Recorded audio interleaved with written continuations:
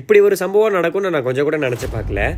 Good morning. அதாவது பக்ரீத் அன்னைக்கு நான் என்னென்னலாம் பண்ணேன் அப்படிங்கறத இந்த வீடியோ ஃபுல்லா பார்க்க போறீங்க. அருமையா உட்காந்து பொறுமையா இந்த வீடியோவை பாருங்க. மார்னிங் எந்திரிச்ச உடனே தலைவனுக்கு தான் ஃபர்ஸ்ட் மீல், அடுத்து இவன் நமக்கு மீல் ஆகுவான். அது வேற கதை. அதாவது தலைவன் நம்ம கூட ஒரு வாரமா இருக்கான், ரொம்ப நல்ல பாசமா இருக்கான். என்ன உனக்கு கொஞ்சம் நேரம் நினைச்சு பார்த்தாதான் ஒரு மாதிரி சங்கட்டமா இருக்கு. ஏன்னா இந்த மாதிரி உரசி ரொம்பவே பாசமா இருக்கான் நம்ம மேல. சரி அதை விடுங்க. அடுத்து என்ன, நம்ம அருமையா ரெடி ஆயிட்டோம். இதுதான் அண்ணனோட அவுட்ஃபிட் எப்படி இருக்குன்னு சொல்லுங்க. கூடவே ஒரு டப்பாங்க வாங்கியிருந்தேன். இது ரொம்ப நாளா வாங்கணும்னு நினைச்சிட்டு இருந்தேன். எப்படியோ இன்னைக்கு வாங்கிட்டேன் பிளான் போட்டு கரெக்டா. என்னுடைய தாய் மட்டும் தான் இப்படி எல்லாம் சொல்றாங்களா, இல்ல உங்களோட தாயும் இப்படி சொல்றாங்களா? ஒரு ஏதாச்சும் ஃபெஸ்டிவல் அன்னைக்கு ஃபங்க்ஷன் அன்னைக்கு பிளாக் சட்டையை வாங்கினா கழுவி ஊத்துறாங்க. பரவாயில்ல, இந்த சொக்கா வாங்கினா இதுல ஏதோ உருவம் இருக்குன்னு சொன்னாங்க. அது பிராண்டோட லோகோமா அப்படின்னு சொன்னா எங்க அம்மா கழுவி ஊத்துறாங்க. இந்த சொக்காவை போட்டுட்டாடா தொழுக போற அப்படின்னு கழுவி ஊத்துனாங்க. நானும் சாட் ஜிபிடில போட்டு எனக்கு தெரிஞ்ச ஆட்கள் இதெல்லாம் கேட்கும் போது தான் தெரிஞ்சு அதெல்லாம் ஒரு பிரச்சனையும் இல்ல, நீங்க நீட்டா போட்டுக்கலாம். உங்களுக்கு தொழுக எல்லாம் கரெக்டா சேரும். அப்படியே உங்களுக்கு மனசுக்கு ஒரு மாதிரி இருந்துச்சுன்னா வேற ட்ரெஸ் மாத்துறது பெஸ்ட்னு சொல்லிருக்காங்க. சரி அது ஒரு பக்கம் இருக்கட்டும். அடுத்து என்னன்னா, நம்ம தொழுக போயாச்சு. இதுதான் எங்க ஊர் கிளமங்கலத்துல இருக்கு ரம்ஜானுக்கும் பக்ரீதுக்கும் தொழுகிற கொத்பா பள்ளி.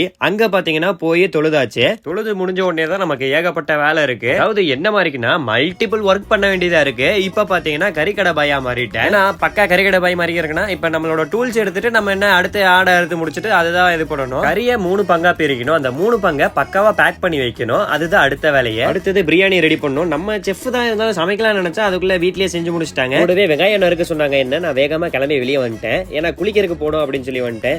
ஏன்னா ஆடு அறுத்து கிளீன் பண்ணதுக்கு குளிச்சுட்டு வந்தா ஃப்ரெஷ்ஷா இருக்கும் ஒரு மாதிரி. அது மட்டும் இல்லாம நம்ம பிரியாணி தம் போட்டிருந்தாங்க. அந்த தம் எடுத்து பார்க்கும்போது பயங்கரமா இருந்துச்சு. ஆவி பறக்கிற பிரியாணி எடுத்து வச்சு அதுக்கு முன்னாடி ஒரு சப்பாத்தியை வச்சு கூடவே ஈரலை வச்சு பிரியாணியும் எடுத்து போட்டு சாப்பிட்டா மனசு பைபாஸ் பிடிச்சு பக்காவா போயிட்டே இருக்கும். போறதுக்குள்ள தலையை தட்டி அடுத்த வேலையை கொடுத்துட்டாங்க. அடுத்து என்ன வேலைன்னு உங்களுக்கே தெரிஞ்சிருக்கும்.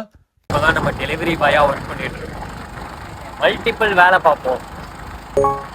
அப்படியே அற்புதமா இந்த வீடியோவும் முடிஞ்சிச்சு. உங்க அருமையான கையால் பொறுமையா ஒரு லைக்கையும் ஃபாலோவையும் தட்டி விட்டுருங்க.